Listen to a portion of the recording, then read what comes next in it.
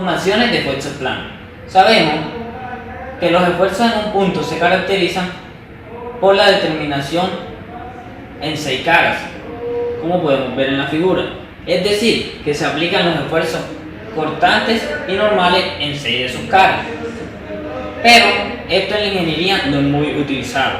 Por eso los ingenieros utilizan simplificaciones y aproximaciones para llevar esto a una sola cara, para que se puedan aplicar los esfuerzos, ya sea normales o cortantes, como podemos ver en la siguiente imagen.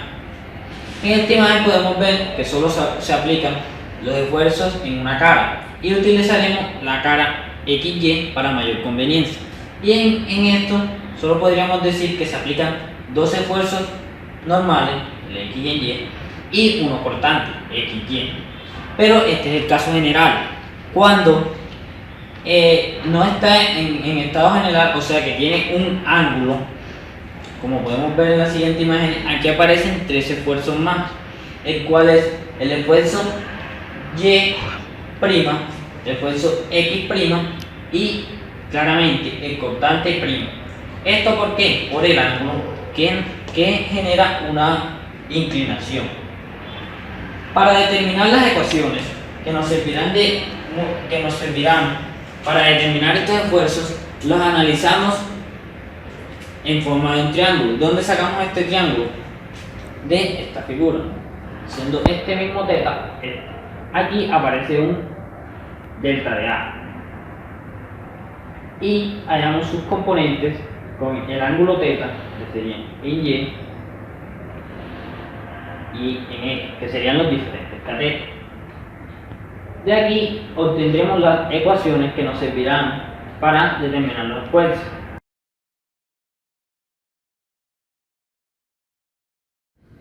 Ecuaciones de transformación de esfuerzo. Para poder calcular los esfuerzos generados por la carga axial en diferentes planos, vamos a utilizar este triangulito. En este triángulo se verán ubicados los diferentes esfuerzos axiales y cortantes generados en el área transversal de la figura. Vamos a tener nuestro delta de A, que va a ser un pedazo del área transversal, y vamos a tener un ángulo teta del que va a depender los esfuerzos. Entonces, ¿cómo vamos a calcular esto? Para esto vamos a utilizar una convención de signos. Vamos a decir que tanto los esfuerzos axiales como los cortantes que vayan en el sentido positivo de los ejes X o X' y Y' van a ser considerados positivos. Entonces, luego con esto, para poder llegar a las ecuaciones, vamos a hacer una sumatoria de fuerzas, tanto en el eje X' como en el eje Y'. Entonces, si hacemos sumatoria de fuerzas en el eje X', entonces vamos a sacar la siguiente ecuación, y simplificando nos va a quedar lo siguiente. Nos va a quedar que el esfuerzo X' va a ser igual al esfuerzo X por el coseno cuadrado de teta, más el esfuerzo Y por el seno cuadrado de teta, más el esfuerzo tangencial XY por 2 seno de teta coseno de teta. Lo mismo hacemos sumatoria de esfuerzos en Y', y nos va a quedar lo siguiente. Nuevamente simplificando esto, nos va a quedar que el esfuerzo tangencial X', Y', cortante, va a ser igual al esfuerzo en Y menos el esfuerzo en X por el seno de teta coseno de teta, más el esfuerzo cortante XY por el coseno cuadrado de teta menos el seno cuadrado de teta. Luego utilizamos las identidades pitagóricas fundamentales, en las cuales tenemos equivalencia del seno cuadrado de teta y el coseno cuadrado de teta, las cuales ya sabemos que es un medio de 1 menos coseno de 2 teta para el seno, y para el coseno cuadrado de teta es un medio que multiplica 1 más coseno de teta, 2 teta. Entonces, luego que tengamos esto, lo reemplazamos en la ecuación de las sumatorias de fuerzas, y vamos a poder hallar lo siguiente. Nos queda que, de forma general, para hallar el esfuerzo normal en un eje X', nos va a quedar que va a ser igual a el esfuerzo axial en X más el esfuerzo axial en Y dividido 2, más el esfuerzo axial en X menos el esfuerzo axial en Y dividido 2, todo eso multiplicado por el coseno de 2 veces teta, más el cortante en X y Y por el seno de teta. En el caso del cortante en un X' y Y' nos va a quedar que va a ser igual a menos el esfuerzo axial en X menos el esfuerzo axial en Y dividido 2 por el seno de 2 teta más el cortante XY por el coseno de 2 teta. Y por último, para allá definir una ecuación para el esfuerzo axial en un Y', vamos a tener que, por conveniencia, como observamos, va a ser igual, teta va a ser igual al ángulo que tengamos, teta más 90 grados. Entonces nos quedaría reemplazando que el esfuerzo Y' va a ser igual al esfuerzo axial en X más el esfuerzo axial en Y dividido 2 menos el esfuerzo axial en X más el esfuerzo axial en Y dividido 2 por el coseno de 2 teta menos el cortante XY por el seno de 2 teta. De esta manera tenemos las ecuaciones para poder hallar los diferentes esfuerzos en dicho plano.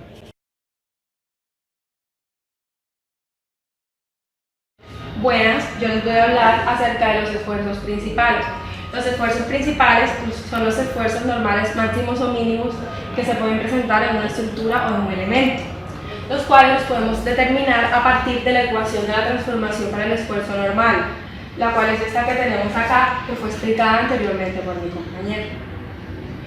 Para hallar el esfuerzo normal máximo o mínimo, procedemos a derivar la ecuación con respecto a teta e igualando a 0, que es esto que tenemos aquí, donde P es la orientación de los planos principales y obtenemos un valor de teta para los que el esfuerzo normal es un máximo o un mínimo. Luego, para obtener los esfuerzos máximos y mínimos, tenemos estas dos ecuaciones. Para los esfuerzos máximos, lo que tenemos que hacer es un promedio de todos los esfuerzos aplicados a nuestra estructura y sumárselo al radio. Este para el caso de los esfuerzos máximos. En el caso de los esfuerzos mínimos, hallamos el mismo promedio de los esfuerzos aplicados, pero con la diferencia de que se les resta el radio. Bueno, al determinar los esfuerzos principales de esta manera, obtenemos los esfuerzos los valores de los esfuerzos normales, máximos o mínimos, que nos van a servir al momento de diseñar una estructura. Cabe también resaltar que los esfuerzos máximos y mínimos se presentan solamente en planos perpendiculares. Los esfuerzos constantes máximos. Estos están representados por la siguiente ecuación. Dice que el esfuerzo constante en X y Y es igual a menos la diferencia de los esfuerzos normales en X y Y entre 2 por el seno de 2 veces el ángulo, más el cortante en X y Y por el coseno de 2 veces el ángulo. Derivando el cortante de esa ecuación, obtenemos que nos da menos la diferencia de los esfuerzos normales de X y Y por coseno de 2 veces el ángulo menos 2 veces el esfuerzo cortante en Y por el seno de 2 veces el ángulo.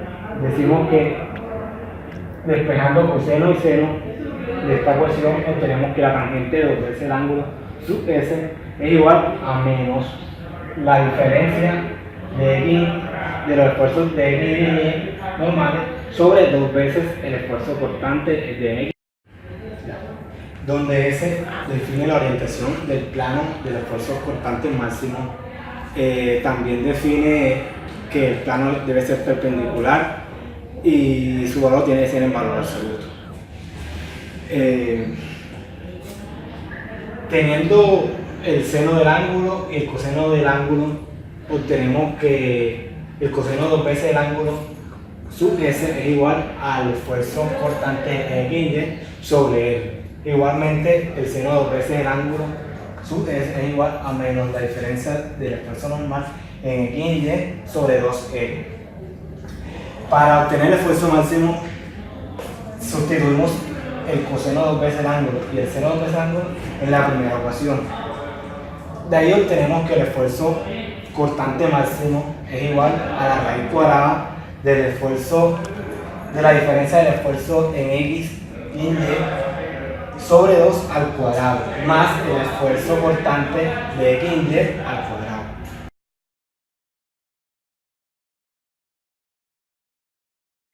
A continuación hablaremos acerca del círculo de Mohr. Tomando en cuenta lo que dijeron nuestros compañeros anteriormente sobre los esfuerzos planos, en el círculo de Mohr también utilizaremos estos, tomando en cuenta los esfuerzos normales, horizontales y verticales, que simbolizaremos con la letra sigma sub x y sub y. También tomaremos en cuenta los esfuerzos tangenciales por convención de signo que explicaremos a continuación. Tomaremos un esfuerzo tangencial positivo y negativo que simbolizaremos con la letra tau sub xy. Bueno, a continuación, para generar el círculo de amor, primero se generan dos ejes, uno horizontal, donde pondremos los esfuerzos normales, y uno vertical, donde pondremos los esfuerzos tangenciales. Bueno, para esto determinamos los dos puntos que tenemos. El primer punto será el punto X con el esfuerzo sigma sub X y la parte negativa del esfuerzo tangencial. Y por segundo, un punto Y con el esfuerzo normal sigma sub Y y el esfuerzo tangencial positivo tau sub xy. Cuando ya tengamos ubicados estos dos puntos, trazaremos una línea desde el punto X hasta el punto Y. El punto de intersecto de esos dos puntos con el eje de los esfuerzos normales generará el centro. De ahí podremos hallar aritméticamente el círculo uniendo los dos puntos con una circunferencia, y hallaremos que desde el punto hasta cualquier punto tangencial de esa circunferencia tendremos un radio. Para fines matemáticos hallaremos la ecuación para hallar el centro. Si bien el centro se ubicará en el medio de sigma sub y y sigma sub x, por lo cual hacemos una suma de sigma sub y más sigma sub x sobre 2. A continuación, sabremos cómo hallar el radio de la circunferencia. Si bien aquí tenemos inscrito un triángulo rectángulo que lo vamos a hallar mediante un cateto opuesto, que será en esta situación tau sub xy, y un cateto adyacente que simbolizaremos con d. Este d será la recta de sigma sub y menos la distancia del centro. Si conocemos ya c, tendremos esta operación matemáticamente hasta llegar a que d va a ser igual a sigma sub y menos sigma sub x sobre 2. Por Pitágoras hallaremos el valor del radio. Sabemos que el radio al cuadrado más el esfuerzo tangencial al cuadrado más la distancia d al cuadrado. Haciendo matemáticamente solución de esto, tendremos que r va a ser igual a la raíz cuadrada de tau xy al cuadrado más el esfuerzo normal en y menos el esfuerzo normal en x sobre 2 al cuadrado, y así obtendremos el radio de la circunferencia.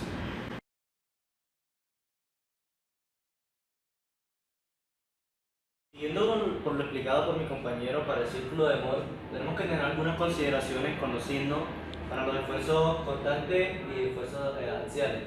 Para los esfuerzos axiales tenemos que tener en cuenta simplemente si las flechas indican compresión o tensión. Si es tensión son positivas y en caso de compresión son negativas. Para lo siguiente, para los esfuerzos constantes simplemente se tiene en cuenta esto.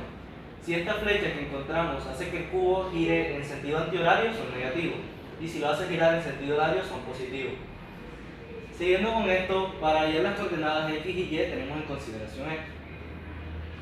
Para las coordenadas, primero miramos la cara para cada eje. Si es para x, eje x, para y, eje y.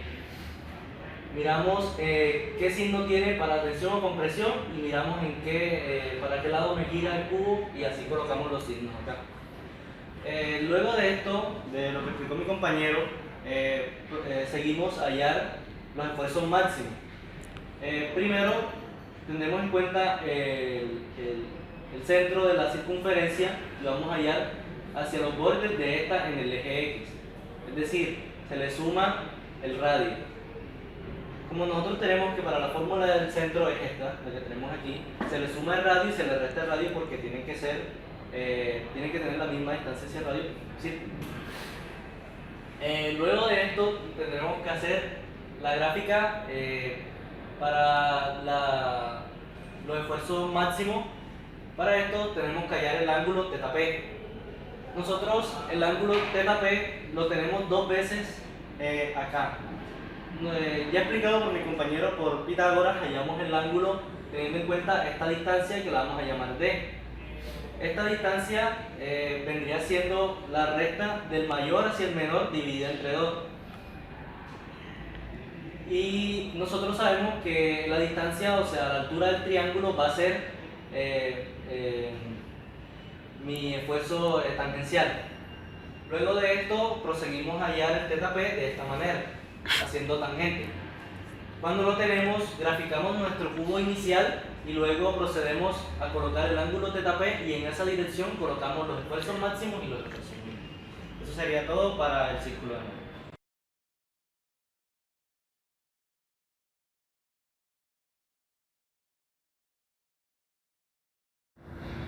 En el día de hoy voy a compartir con ustedes un ejercicio del libro Mecánica de Materiales escrito por H.C. Gibelet de la sexta edición. El ejercicio es el 9.24. Nos dice: las fibras de la tabla forman un ángulo de 20 grados por la horizontal como se indica. Determine el esfuerzo normal y cortante que actúan perpendicularmente a esta si la tabla se somete a una carga axial de 250. Lo primero que tenemos que hacer es analizar los datos que nos da el ejercicio en la gráfica. Como lo podemos ver, todas las unidades se encuentran en milímetros, exceptuando la carga axial a 250 newtons y el ángulo que lo llamamos beta, que es igual a 20 grados. Lo primero que hallamos es el esfuerzo normal en X de la forma en la que usualmente lo hacemos, la carga sobre el área. Esto nos da 166.67 kilopascales. Después de esto, si analizamos la figura, nos podemos dar cuenta que no existen esfuerzos normales en Y ni esfuerzos cortantes. Pero como necesitamos encontrar los esfuerzos perpendiculares a las fibras, las vamos a rotar 90 grados, de tal manera que queden perpendiculares, teniendo en cuenta que anteriormente estuvieron a 20 grados, es decir, hacemos la suma de 90 más 20 y esto nos da 110. Pondremos en práctica las ecuaciones que mis compañeros anteriormente compartieron con ustedes, como lo es el esfuerzo normal en X', que va a ser igual al esfuerzo que obtuvimos anteriormente en X más el esfuerzo en Y sobre 2 más la resta del esfuerzo de los esfuerzos normales en X y en Y sobre 2 multiplicado por 2 o por el coseno de 2 veces el ángulo, teniendo en cuenta que sería el ángulo que obtuvimos seguidamente, más el esfuerzo cortante que inicialmente entenderíamos por el seno de 2 veces el ángulo. Para hallar el esfuerzo cortante en XY' del nuevo sistema, la ecuación es menos la resta de los dos esfuerzos normales en X y en Y sobre 2 multiplicado por el seno de 2 veces el ángulo, más el esfuerzo cortante en X y en Y por el coseno de 2 veces el ángulo. Una vez efectuamos todos los cálculos, tenemos que el esfuerzo normal en X' tiene un valor de 19.5 kilopascales y el esfuerzo cortante en XY' tiene un valor de 53.6 kilopascales. Gracias.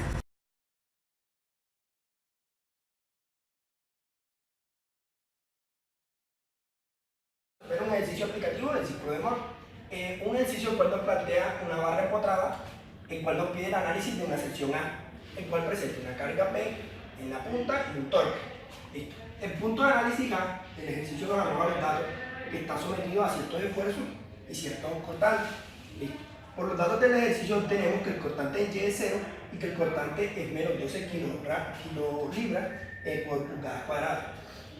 Lo ponemos negativo porque en convención decidimos que la compresión iba a ser negativa, la tensión positiva, y que este sentido de la flecha de cortante iban a ser negativas. Listo.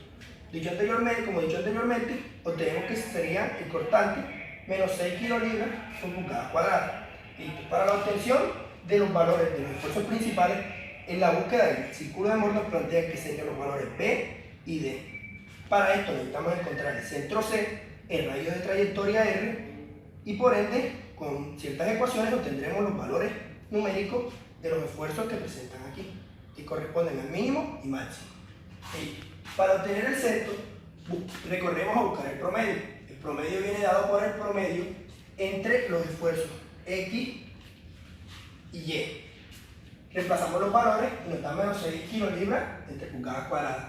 Luego ubicamos las coordenadas del punto, obtenemos la coordenada del centro y el punto A.